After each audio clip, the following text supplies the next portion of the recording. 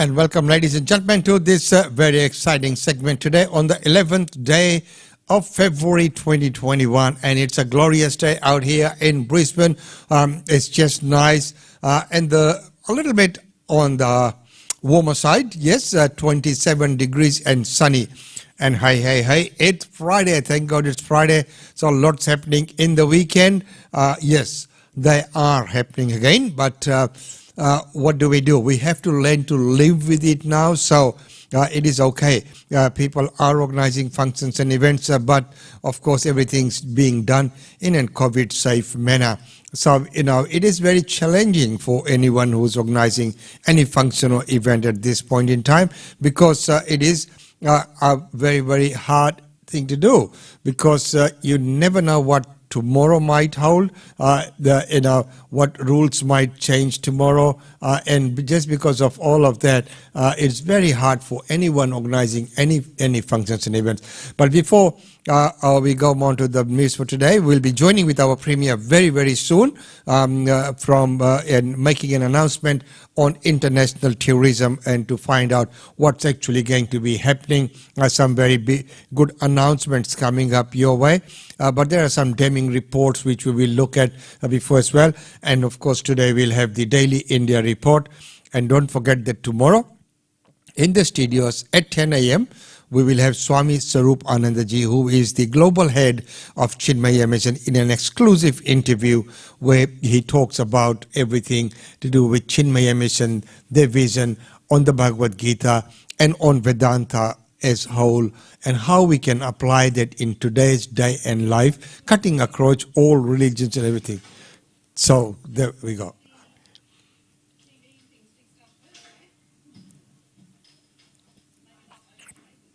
So, ladies and gentlemen, the first one is what the talk was going on about the Religious Freedom Act. What's happening with that?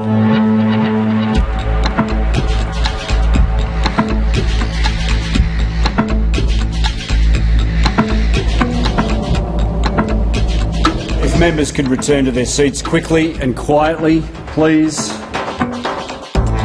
This bill, as amended, has been agreed to. I think the ayes have it.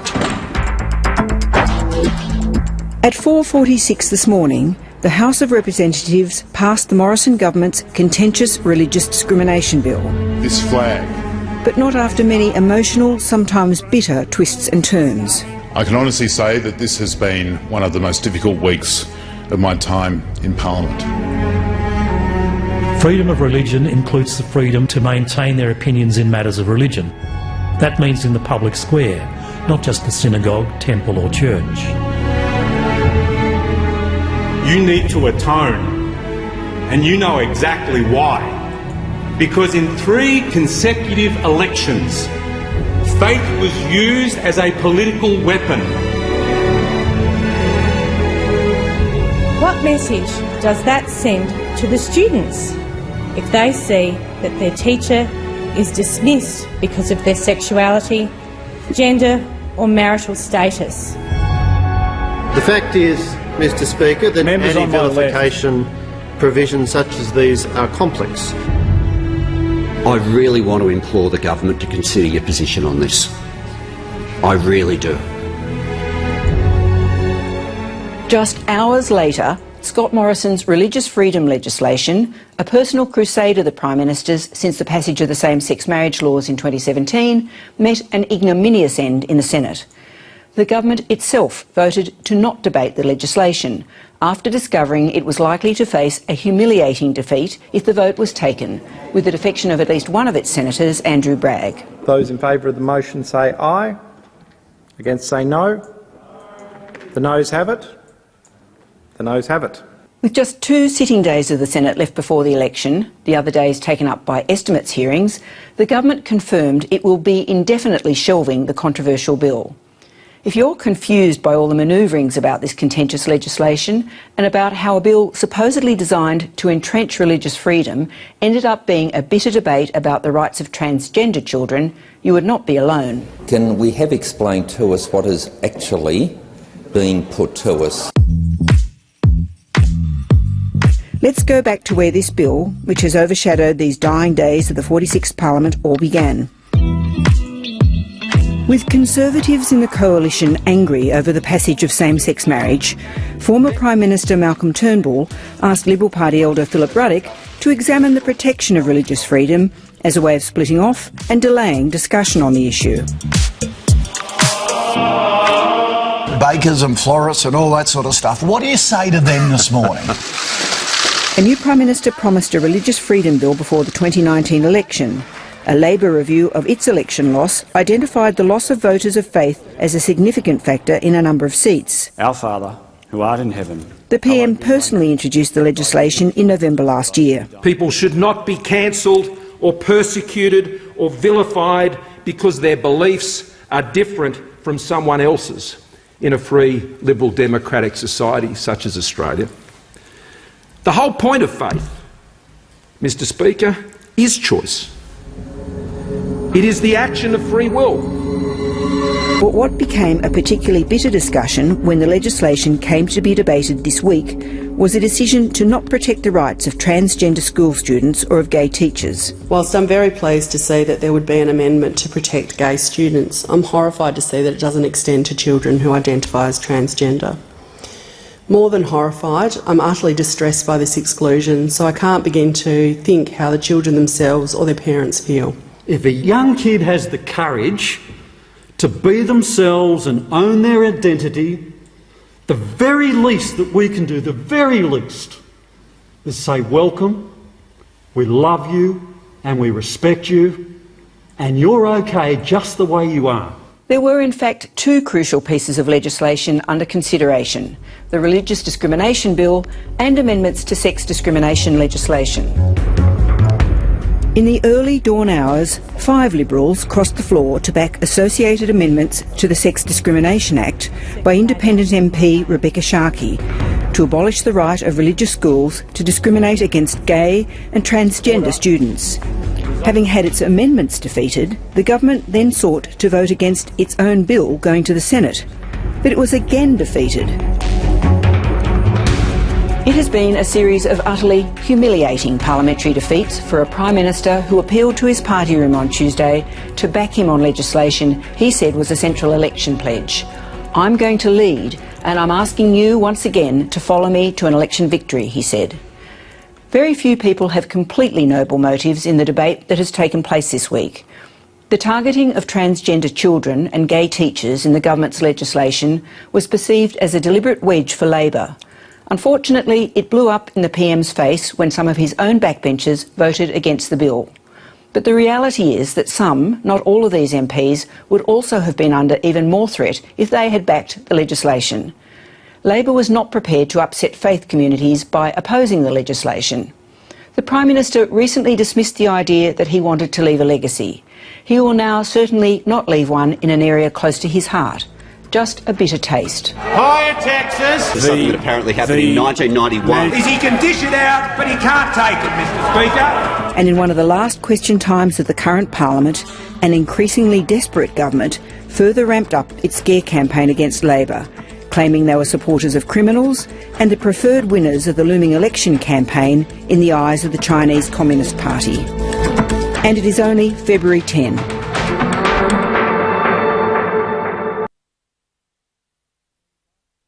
So they were up to date on that bill. We will, of course, be following up to check how it progresses and where we are. Well, right now we'll try and see if we can connect with our Premier on that announcement that's being made. Yes, we are ready. Start Thursday. Maybe not over the papers. I know the Chief Health Officer and the Health Minister have actually given the COVID update. But it's also good news to see that our wave is coming down. And because Queensland has been able to deal with that wave very well, it means that we are on the path for a strong economic recovery.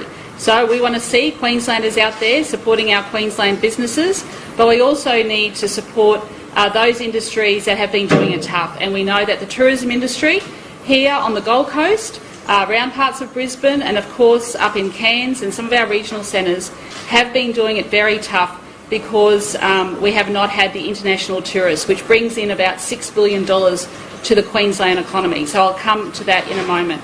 Can I, of course, express my condolences to the families who have lost loved ones, and the Health Minister reported that there were tragically 14 people who lost their lives overnight. The Chief Health Officer would have said that the numbers in our public hospitals are declining, which is good to see, of COVID patients. That shows very clearly that this wave is definitely coming down. And I was able to give Queensland's information to National Cabinet yesterday, and the report that was put out after National Cabinet also said that coming off the wave in the eastern states as well, so that's very good news. And of course, we got 92.28% one dose, 90.16% double dose. And here on the Gold Coast, the numbers are picking up as well. So thank you very much to the Gold Coast residents who are coming out and getting vaccinated. But I would still like to see those numbers come up even higher. Great news today. Well done, Queensland. 60% of Queenslanders have had their booster shot. We know that the boosters are that added layer of protection. So please, please, please, if you are due to get your booster, go and get your booster shot. And 40.4% of 5 to 11-year-olds have had their first injection as well. So that's very, very good news. Okay, so today I'm joined by a number of people, and they're all going to talk to you because this is a very significant announcement. Now, our Cabinet has been giving very careful consideration to what more we can do to support our aviation industry, our tourism industry in this state. And the Tourism Minister has been working very closely with the airports, especially Brisbane Airport Corporation, Gold Coast Airport, Sunshine Coast and Cairns Airport, about how we can attract more people and get our visitor economy, our visitor international economy going again. So today I'm very, very pleased to announce that my government is going to put in $100 million, and it's going to be matched by $100 million from these other airports. This is a combined investment of $200 million over the next 4 years. This is a large injection. We've been supporting the tourism economy, especially those businesses that have been affected by COVID during the pandemic, to the tune of $1 billion. But this is that added incentive to let's welcome back tourists from destinations such as Singapore, Japan, South Korea, the US, and later, of course, Canada, Taiwan and Hong Kong.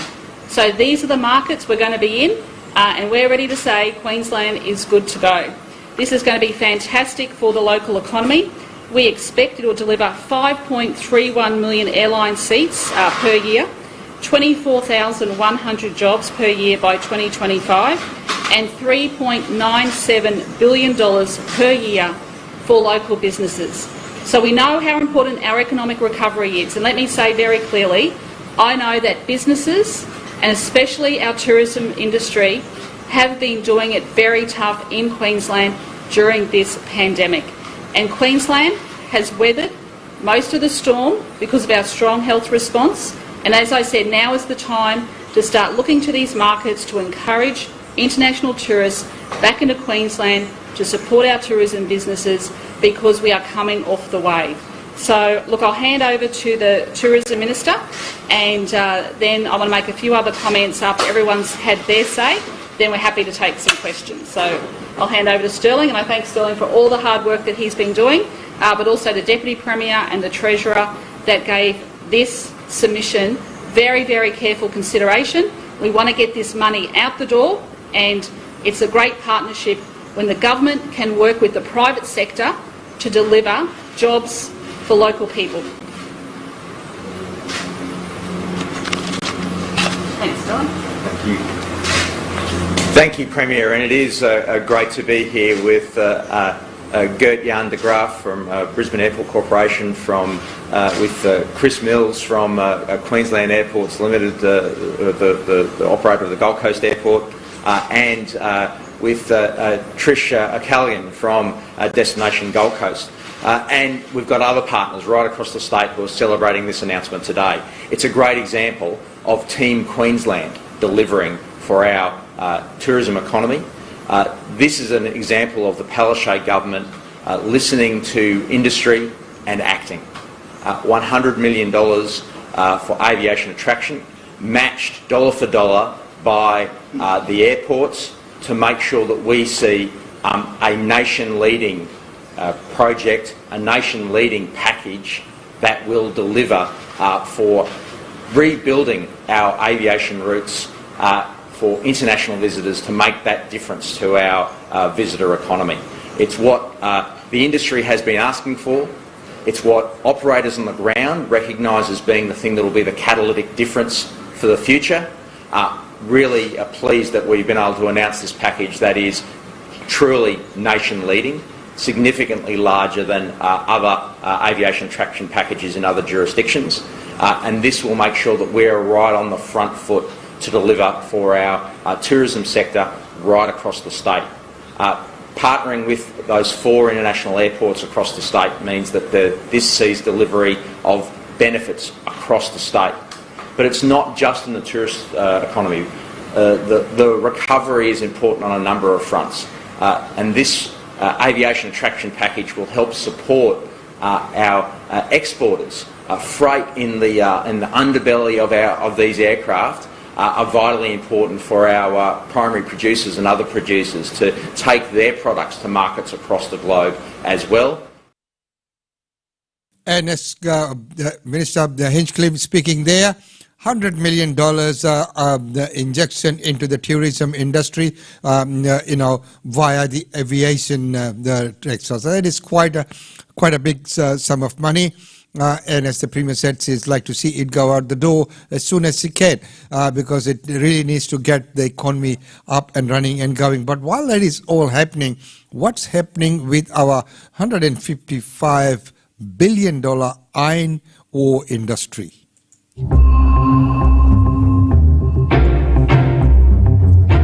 A worksite is now the centre of a major cluster concern. At least 13 workers are positive. 90 mine workers have been forced into isolation in WA. This is exactly what Australia's $155 billion iron ore sector is trying to avoid: a COVID outbreak at mines throughout the Pilbara. Work to limit the spread of the virus starts before daybreak, as many of the state's 76,000 miners take a rapid antigen test before flying to a site for their 2-week roster. Hello, how are we doing? In January, 2 Rio Tinto workers tested positive at the airport. Those individuals are very confidentially and quietly just taken away, where follow-up testing for confirmatory PCR is undertaken. Then we work very closely with the Department of Health to then manage that individual as is required. Last August, FMG experienced a similar close call when a contractor tested positive after returning from one of its mines. Can I just take your temperature? There wasn't any further spread, but FMG workers have been having rapid antigen tests since then. That's been incredibly effective. Actually, it's good to know that people have actually been picked up in those testing facilities. BHP hasn't been so fortunate. In January, a contractor tested negative before flying to a mine, but days later they tested positive on site. Another 4 workers later developed the virus. 79 were tested, 34 were quarantined in their rooms for a week, unable to get back to work. It's not just regular rapid antigen testing that these workers are undergoing. The WA government has also mandated they all have their 3rd vaccination within 1 month of becoming eligible. Protecting our single most valuable commodity is a priority for government, particularly as we head to the polls. Australia exported 677 million tonnes of iron ore last financial year, worth $155 billion. $10 billion in royalties went to the WA government. The more the miners export and the higher the price of iron ore, which is now worth about $200 a tonne, the more company tax the miners hand over to the federal government. capitalising on those high prices is dependent on a strong workforce. With the WA border closed for most of the last 2 years, there's a major labour shortage here, with the cost for workers continuing to climb. All three big iron ore miners say that cost is starting to eat into their bottom line. Clearly that does have an impact in terms of our day-to-day operations. It is certainly causing some challenges at the moment. As workers become sick and have to isolate, or entire operations are shut down if there's an outbreak at a mine, production will be hit. As labour costs will rise and you won't be able to get jobs done, and you have lots of dislocations within the projects, and we're concerned that we're going to see some weak quarterlies. Brazil's iron ore sector was crippled when COVID entered its operations. The Pilbara Port Authority doesn't think that'll happen here. We have multiples of miners, many of them very large, number one. Number two, most of them have got a suite of mines. So when you spread your risk like that, you're not vested in everything all in one mine. But Brazil's slowdown did push up the commodity price. So we could see a situation where production falls because COVID hampers operations, but commodity prices rise because demand remains. Then I would expect to see iron ore continue to actually trend higher, which is not a consensus view. If we saw that the Chinese government started to run into some other issues, then you could see actually iron ore have a bit of an aggressive sell-off. As with all best laid plans and predictions, only one thing's for certain, especially when it comes to COVID. We're going to have to respond for the circumstances that we face each time. Now, we can't stand here and predict exactly what will happen in the future. Certainly, we're seeing greater cases in the community, and so we have to be ready. Ready to live with the virus. And what a rigmarole people have to go through just to get to work. The red test every day. And if you test positive or there's some signals, then you go and do your PCR test as well. And some people being stuck in rooms for weeks before they can go to work or go home.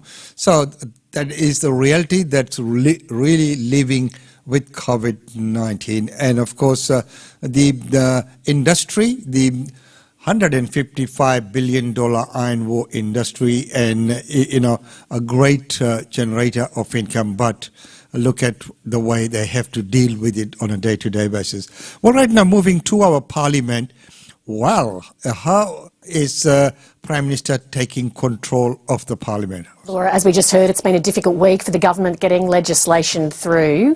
Are we in losing control of the parliament territory? Well, I think we are, Lee. Apart from the sort of debacle over religious discrimination, there was another measure that was done over by the Senate today, which is probably a bit less sexy for a lot of people. It was about proxy advisors. Now, it's basically 4 companies who offer advice to big institutional investors about how they should vote on things like directors' remuneration at annual general meetings. So they keep a database and advise institutional directors of various developments. Now, Josh Frydenberg announced that just before Christmas, when nobody was really paying attention, that he was going to move to sort of make their life a lot more difficult via regulation, and the Senate overturned that today. So once again, a really humiliating defeat for the government, and if it had actually any other legislation, it would probably be facing more defeats, but it doesn't. The divisions are reportedly not just the ones on the floor of the parliament. What is going on in cabinet? Well, we've seen a report in the Australian newspaper this afternoon that Scott Morrison, in an attempt to shore up some support for his religious discrimination legislation, was proposing to his cabinet colleagues that he would put on the notice paper, that is, signal his intent to put legislation into the parliament which was reflective of the Integrity Commission proposed by the independent MP Helen Haines. Now, you might remember that Michaelia Cash had come out early on Monday and said that the Integrity Commission wasn't going to come up before the election. Scott Morrison then sort of vaguely flagged that it might. Now, according to this report in The Australian, the Cabinet didn't like this at all, and in particular it was intriguing that Paul Fletcher, the Communications Minister, was named as one of the people who was opposed to this move. Anyway, it hasn't happened, and it's on top, of course, of the very damaging leak that the Deputy Prime Minister doesn't think all that much of the Prime Minister either, that we saw in a text message earlier in the week. Laura Tingle, thank you. Well, this is the sign of times at the moment, and a lot of turmoil happening there in the Parliament House. Well, social media, so many different platforms, good or bad, and could they be used for ulterior motives and other purposes than just normal social media? Here's this report. Loud and disruptive. Anger towards vaccine mandates and lockdowns is driving a push here and overseas to overthrow governments. The actions are mostly peaceful, but sometimes the rhetoric strikes a more sinister tone. I bring in the bombers and I take it out. And that's not going unnoticed by security agencies. Online radicalisation is nothing new, but COVID sent that into overdrive. The country's intelligence chief sounding the alarm on the darker side of pandemic protests and the potential for violent extremism. ASIO's focus is on a small number of angry and alienated Australians. While recent protests outside this building have been closely monitored, ASIO has also revealed an international plot targeting Australia's democracy. The foreign interference attempt against an unspecified election involved overseas money to bankroll vulnerable political candidates. Intelligence sources have told the ABC the culprit wasn't China, but Russia. However, ASIO will neither confirm or deny. It's many countries are doing this, and actually it happens at all levels of government in every state and territory.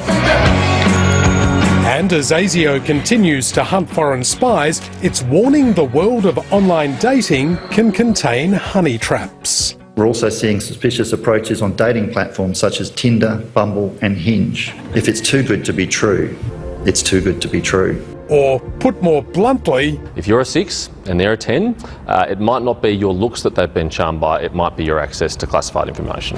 Salute. I met your new 00. She's a disarming young woman. The Spy Who Loved Me, not just the stuff of movies. Andrew Green, ABC News, Canberra. Well, damning news there once again, so be careful on those the platforms. Some of the names I'd never heard of, but anyway, kids these days, they know all these platforms. And of course, as one report said the other day, that kids, as soon as they find out that their parents and grandparents are on the same platform, they go to another platform. So that's the side of times and things that are happening. Well, right now it's time to go to our daily India report. With that, let's welcome Himanshu. Welcome to Daily India Report that brings you glimpses of the changing India.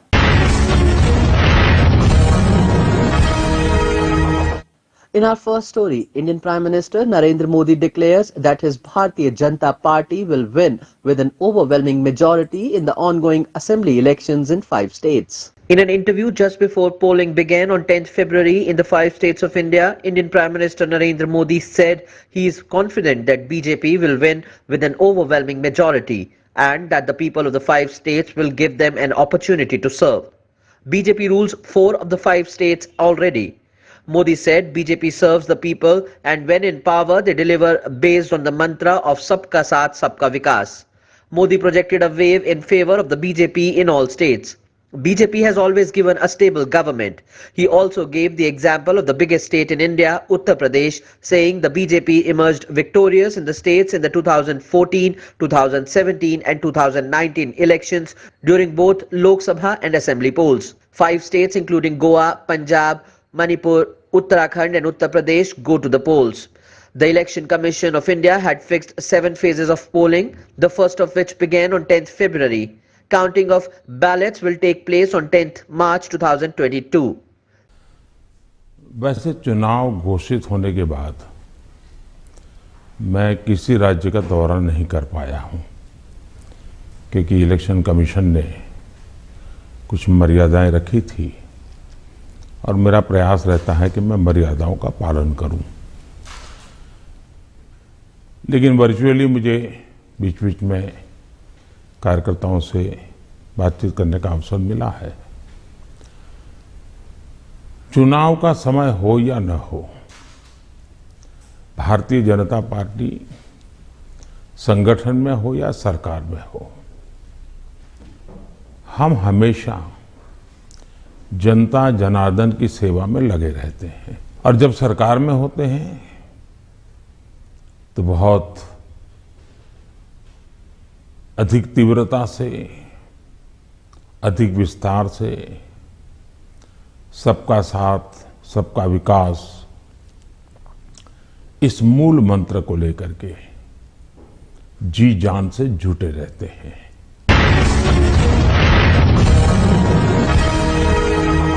Polling for the first phase of assembly elections in Uttar Pradesh started on February 10th.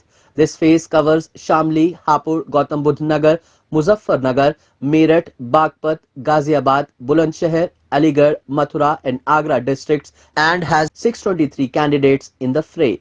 Polling for the first phase of assembly elections in the Indian state of Uttar Pradesh began as early as 7 a.m. on February 10th. The state recorded a voting turnout of 35.03% till 1 p.m. As many as 623 candidates are in the fray in the first phase and around 22.7 million people are eligible to vote. Majority of these states are dominated by Jat community that participated actively in the stir against the 3 farm bills that were ultimately withdrawn by the Modi government. This is a fiercely contested first battleground for the ruling BJP and it is expected to face a stiff challenge from the resurgent alliance of Samajwadi Party and Rashtriya Lok Dal. The BJP had won 53 of these 58 seats in the last polls in 2017. The campaigning for the first phase remained confined to the virtual medium due to a ban on road shows and physical rallies in the wake of the coronavirus pandemic. PM Modi and other leaders have urged voters to come out and vote in large numbers. India rejects references to Kashmir CPEC in the China-Pakistan joint statement and tells its 2 neighbours not to interfere in India's internal affairs. India has rejected references in a China-Pakistan joint statement on Jammu and Kashmir and an economic corridor passing through Pakistan-occupied Kashmir. India said the 2 countries should desist from interfering in India's internal affairs and also not try to alter the status quo in areas illegally occupied by Pakistan.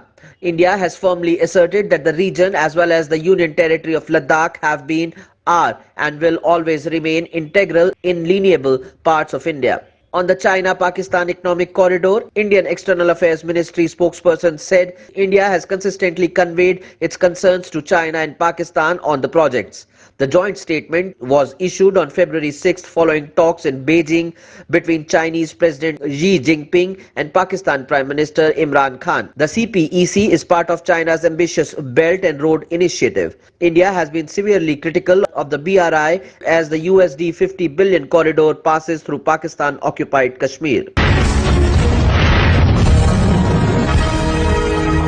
India bans import of foreign drones in an effort to promote the domestic manufacturing. India has banned the import of foreign drones with immediate effect in a bid to encourage domestic manufacturing of drones, a Commerce Ministry official said.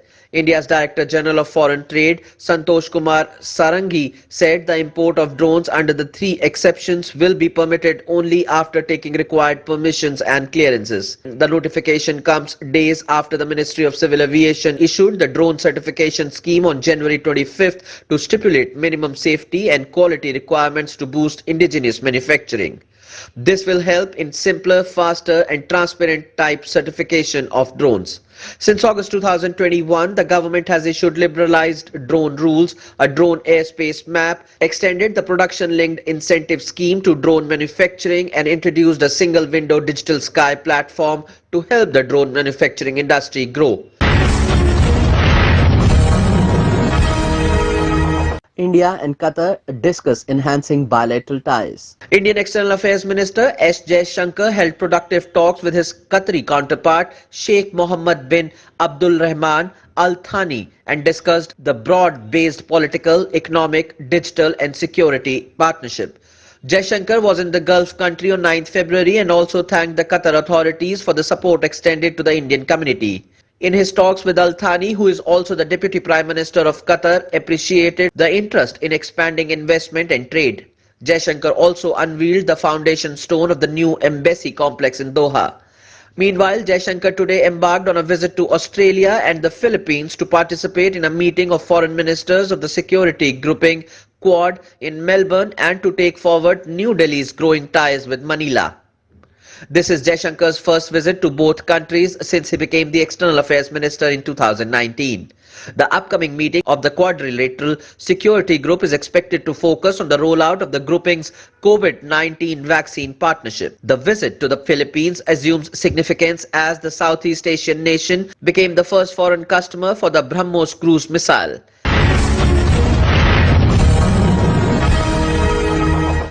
The 6-member Monetary Policy Committee of the Reserve Bank of India has kept the repo rate and reserve repo rate unchanged at 4% and 3.35% respectively.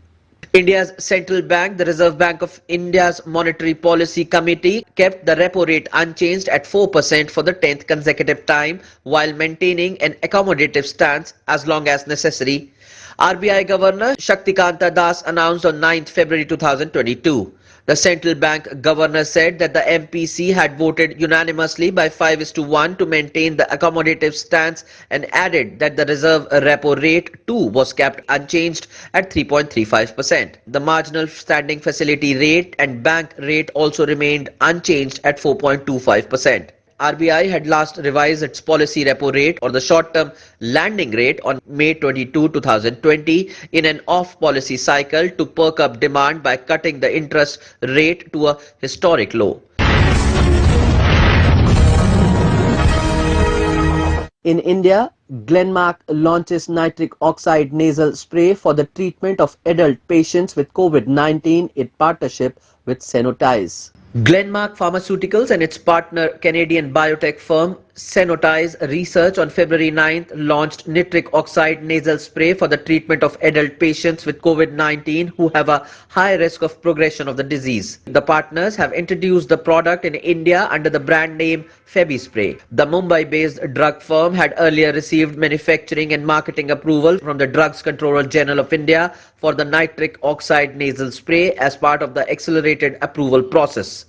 Febispray is designed to kill the COVID-19 virus in the upper airways. The company stated that it has proven antimicrobial properties with a direct virucidal effect on SARS-CoV-2. NONS, when sprayed over nasal mucosa, acts as a physical and chemical barrier against the virus, preventing it from incubating and spreading to the lungs. In July 2021, Glenmark had entered into an exclusive long-term strategic partnership with Canadian biotech firm Sanotize to manufacture, market and distribute its nitric oxide nasal spray for COVID-19 treatment in India and other Asian markets, including Singapore, Malaysia, Hong Kong, Taiwan, Nepal, Brunei, Cambodia, Laos, Myanmar, Sri Lanka, Timor-Leste and Vietnam. Bollywood is celebrating a downturn in COVID. Another teaser was released of the film A Thursday starring Yami Gautam. The film promises to be a tense, thrilling ride full of suspense and drama. A Thursday is directed by Behzad Kambata.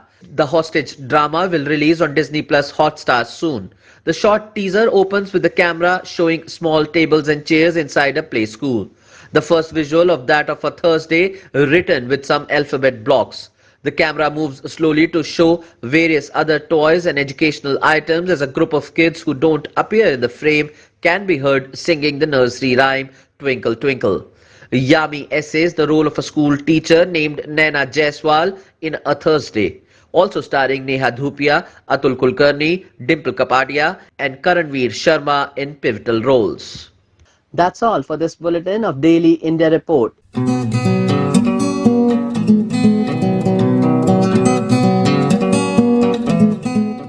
And thank you very much for that report, Himanshu. Well, there's lots of things happening, and Jai Sakarji is coming to Australia as well. I think he's only coming up to Melbourne though. We'll find out if he's coming to Brisbane as well. Well, right now, before we break up for this Friday, let's take a quick look at some of the functions and events taking place here.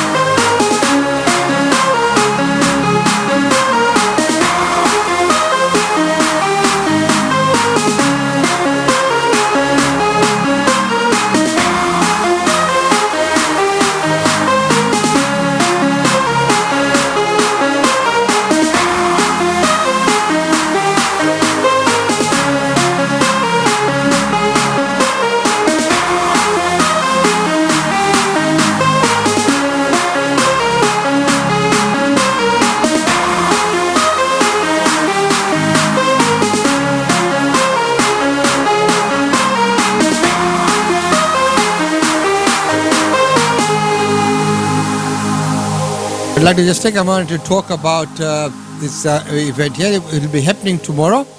So the global head of Chinmaya Mission, Pujnya Swami Swarup Anandaji, will be joining us here on Australian Indian Radio's Facebook and YouTube channel with a live interview, and he will be talking on Vedanta, on Bhagavad Gita, Chinmaya Mission, how he got involved with Chinmaya Mission as well, and the broader message for the community today. So that will be something to, really, the portfolio is a wonderful, we are so fortunate and privileged to have his divine presence here in the studios talking to you all tomorrow at 10 a.m.